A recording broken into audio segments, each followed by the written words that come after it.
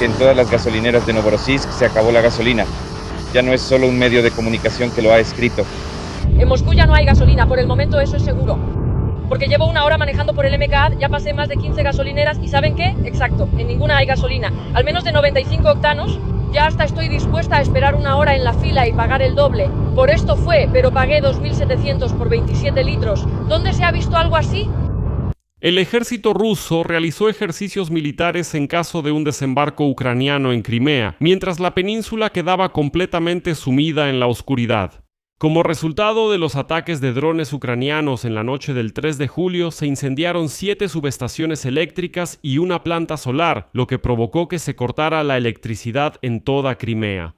Esa misma noche, los ocupantes perdieron de inmediato 7 aviones. Los drones del Servicio de Seguridad de Ucrania atacaron por segunda vez en una semana, alcanzando casas en el aeródromo de Saki y golpeando los hangares del aeródromo de Gvardeyskaya en la Crimea ocupada.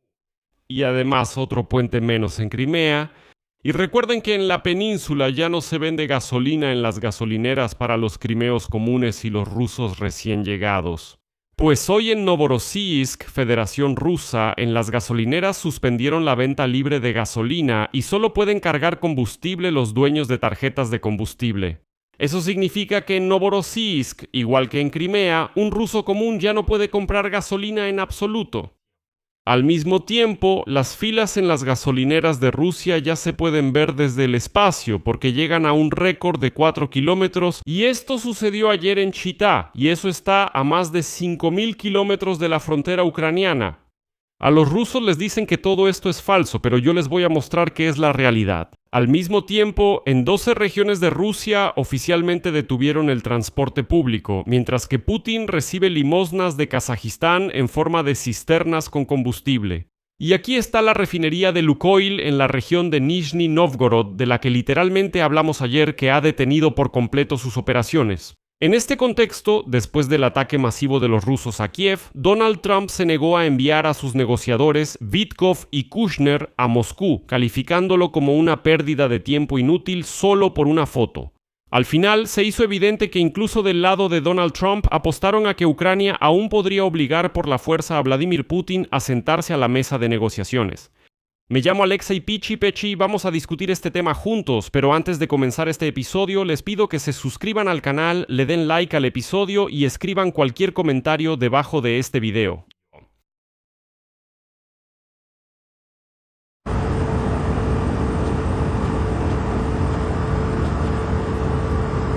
Así que en este video desde el aire se captó una fila de varios kilómetros en una de las estaciones de servicio en la región de Zabaikalsky, en la Federación Rusa. Y los analistas de OSINT ya han determinado que este video fue grabado en la zona de Chitá, cerca de una gasolinera de Rosneft en el asentamiento urbano de Atamanovskoe, en el distrito de Chitinsky. Y según cálculos modestos, la longitud de la fila es de aproximadamente 4 kilómetros y hay alrededor de 800 automóviles en ella. La gasolinera de Rosneft que aparece en este video recibe combustible de la refinería de petróleo en Khabarovsk. Y aquí está la paradoja. El hecho es que Ucrania no ha atacado específicamente a esta instalación.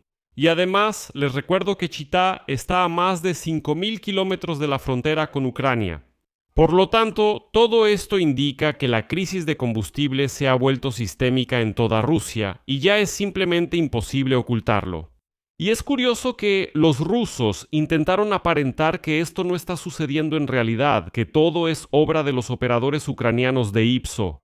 Por ejemplo, ayer un propagandista ruso Z publicó un mensaje en el que afirmó que el video con la enorme fila es completamente falso. Dicen que, escuchen, Ucrania hizo ese video usando inteligencia artificial, así que no hay que prestarle atención en absoluto. Y a continuación les voy a citar textualmente. De este propagandista Z. Entonces, él escribe, lanzaron una mentira y algunos oportunistas irresponsables la difundieron más. En realidad, este video fue creado por inteligencia artificial. El enemigo sigue aprovechando hábilmente la situación e intenta sacar el máximo provecho de los problemas de combustible en Rusia. De hecho, es un trabajo muy inteligente y sutil en el ámbito informativo. Porque la mejor operación psicológica es cuando la mentira se integra sutilmente en la realidad y entonces es casi imposible distinguir la mentira de la realidad y la verdad. Hay que ser lo más cuidadosos posible al consumir información en estos tiempos difíciles. Ahora es fácil engañarse a uno mismo y engañar incluso sin querer a los demás. Bueno, en eso estoy de acuerdo con este propagandista del canal de Telegram Notas de un Veterano, que realmente hay que tener cuidado con el consumo de información de los rusos desaliñados. Eso es. Pero aquí está el detalle. El asunto es que la fila esa que los propagandistas rusos llaman noticias falsas se puede ver desde un satélite. Además, las autoridades oficiales del Krai de Zabaikalie de la Federación Rusa declararon que están tomando medidas urgentes para estabilizar la situación con la escasez de combustible y las filas en las gasolineras. El gobernador de esta región, Alexander Osipov, informó que las autoridades quieren implementar filas electrónicas, reforzar el control del orden en las gasolineras con ayuda de la policía y habilitar calefacción, preparar comida caliente y llevar agua potable. ¿Qué opinan? ¿Hay problemas con las filas o todo esto es inteligencia artificial? Y ahora, atención a todos los que estaban seguros de que este video realmente era falso. Cito al gobernador de la región, Alexander Osipov. La gente hace fila durante días, algunos con niños, hablé con los conductores. Es necesario ajustar el funcionamiento de las gasolineras, cambiar muchas cosas para la comodidad de la gente. Y por último, aquí tienen un video donde se muestra la misma fila, pero grabado desde un auto que pasa por ahí, es decir, no desde el aire, sino directamente desde el suelo. Sonido.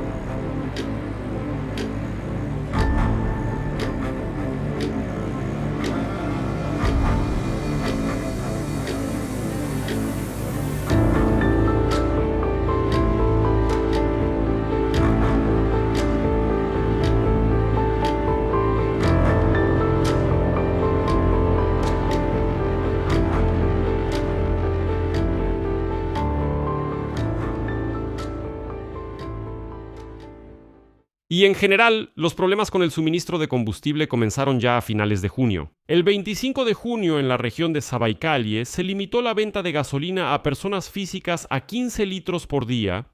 El 28 de junio se implementó un régimen similar en la región de Irkutsk. En las gasolineras de Rosneft se estableció un límite de 50 litros por automóvil y también se prohibió la venta de combustible en bidones.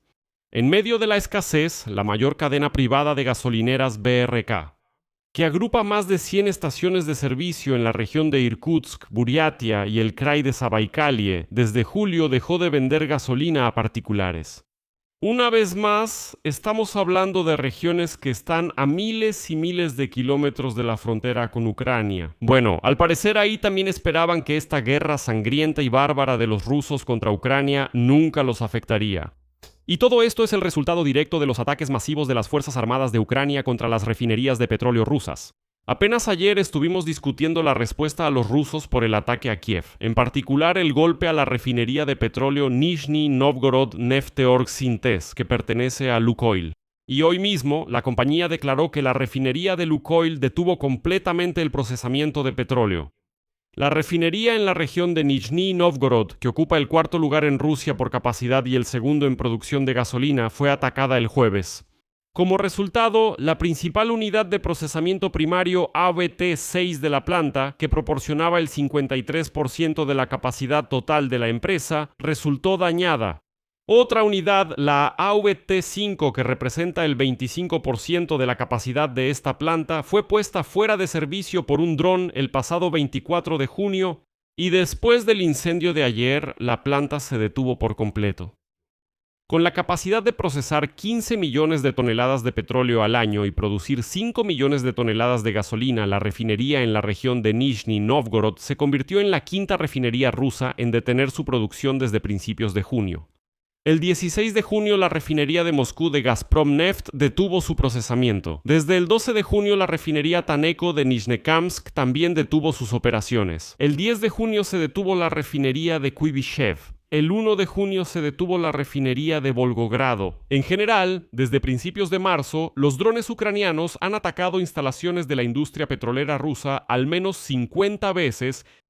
Como resultado, hoy Novorossiysk tomó el relevo de Crimea. Oficialmente, en Novorossiysk se suspendió la venta libre de gasolina en las estaciones de servicio y solo los propietarios de tarjetas de combustible pueden cargar sus autos.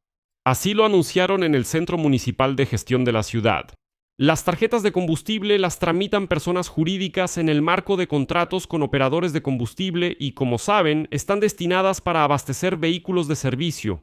El diésel todavía está disponible en cantidad limitada en 8 estaciones de servicio en toda la ciudad de Novorossiysk. Esta también es una declaración oficial del municipio local. Y aquí está la ironía. Novorossiysk es el puerto petrolero más grande de Rusia en el Mar Negro.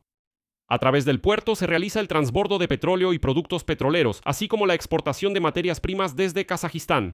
Los cargamentos líquidos, incluyendo petróleo y productos petroleros, representan alrededor de 100 millones de toneladas al año.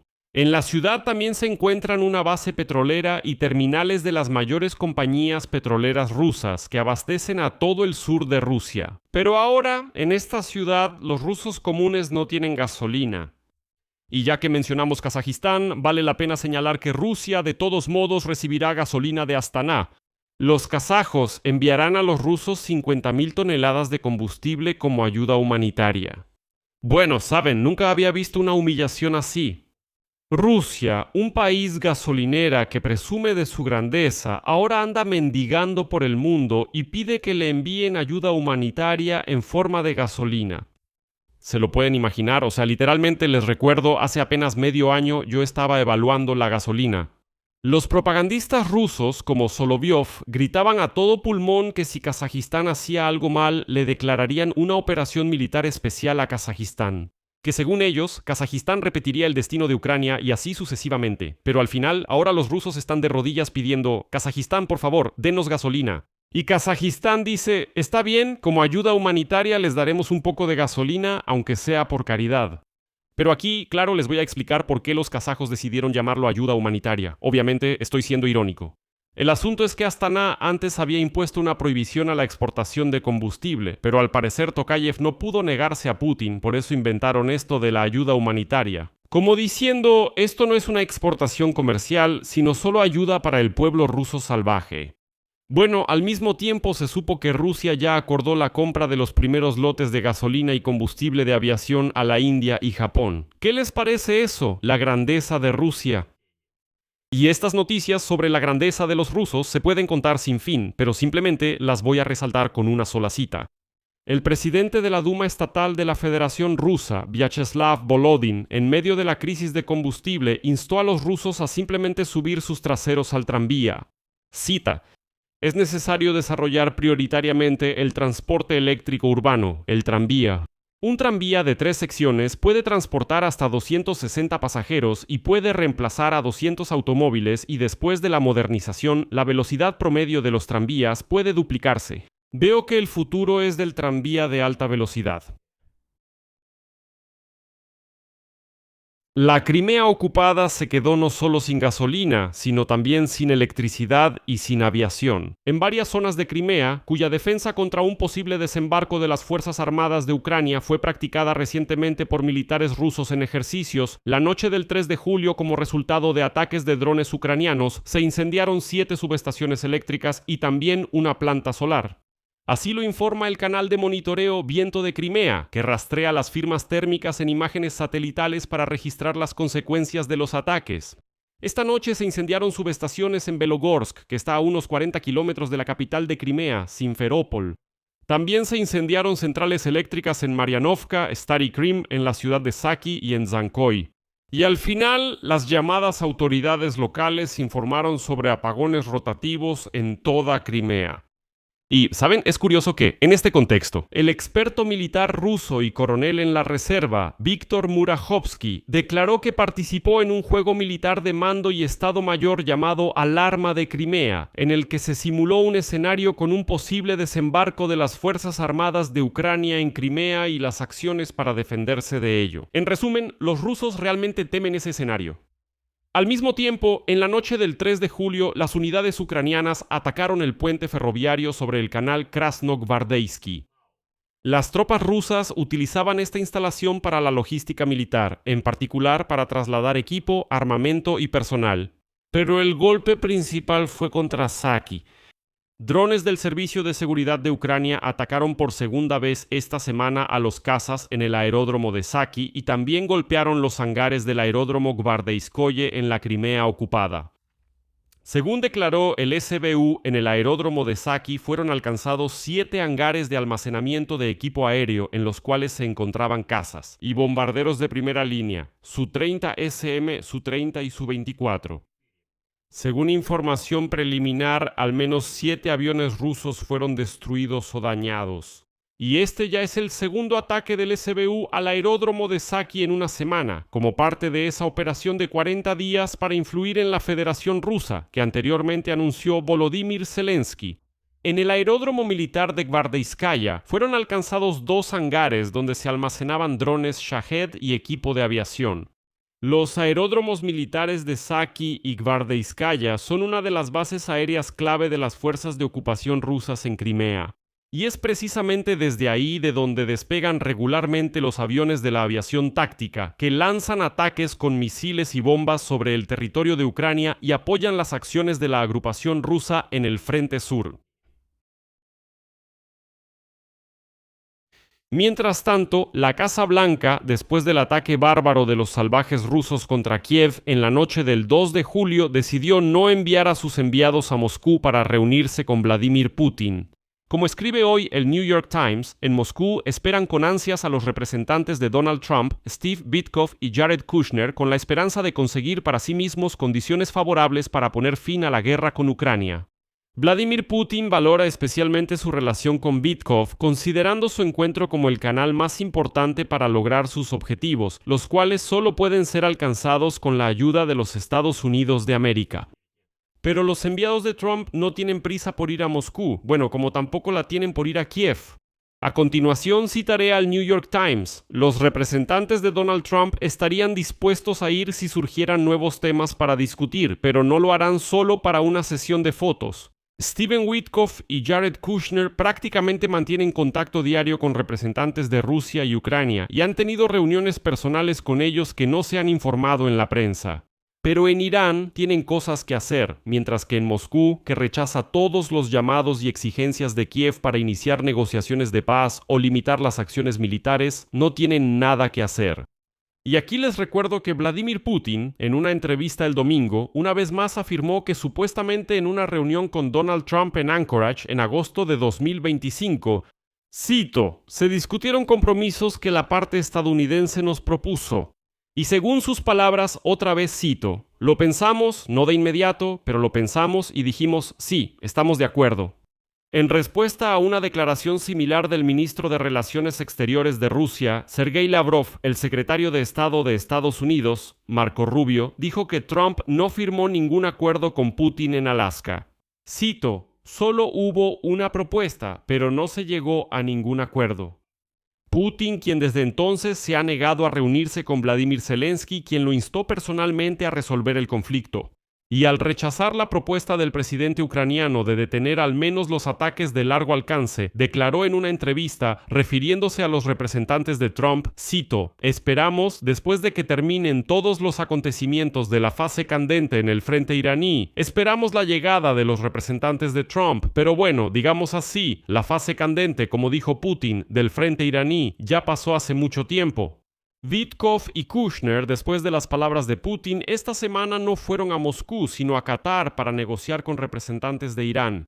Estados Unidos y Teherán acordaron que dentro de 60 días después de la firma del memorando de entendimiento, es decir, hasta el 18 de agosto, prepararán un acuerdo completo de resolución. Sin embargo, Donald Trump les dijo a sus asistentes que no ve ningún problema si las negociaciones se prolongan.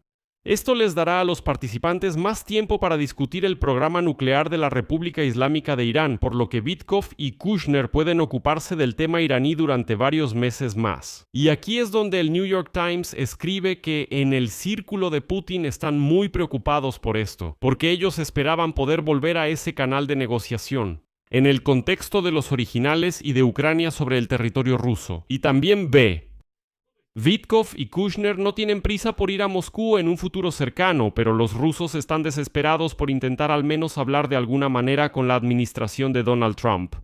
El asunto es que hoy, 3 de julio, llegó al Aeropuerto Internacional Dulles de Washington un avión gubernamental ruso Il-96. No se sabe exactamente quién está a bordo, pero se supone que el Kremlin envió a sus diplomáticos para suplicar reuniones y negociaciones con Donald Trump, ya que la Casa Blanca dio a entender que ahora no va a estar persiguiendo al dictador calvo Putin ni rogándole para que hable. ¿Por qué? Porque ahora Ucrania está destruyendo su industria petrolera y es en su interés buscar algún tipo de diálogo.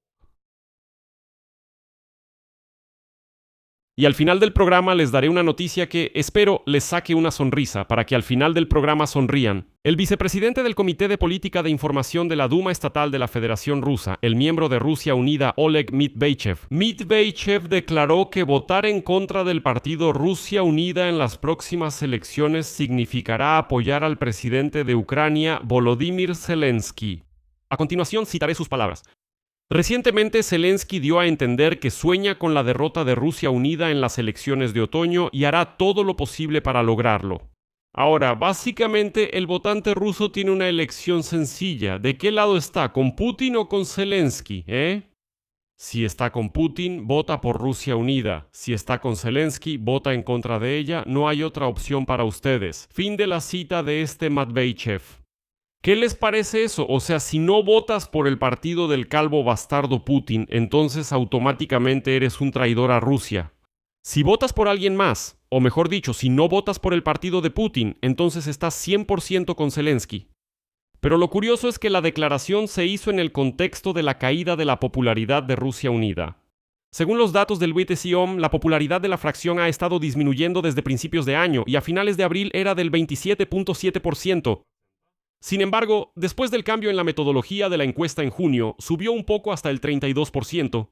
Y si seguimos la lógica de este miembro de Rusia Unida, resulta que en Rusia el apoyo a Zelensky, es incluso mayor que en Ucrania. Y decían que era ilegítimo. Bueno, aquí lo dejo en puntos suspensivos. Escriban su opinión y sus conclusiones en los comentarios debajo de este episodio. Suscríbanse al canal, activen la campanita y no olviden dejar su like. Eso es todo. Cuídense. Hasta luego a todos. Subtítulos.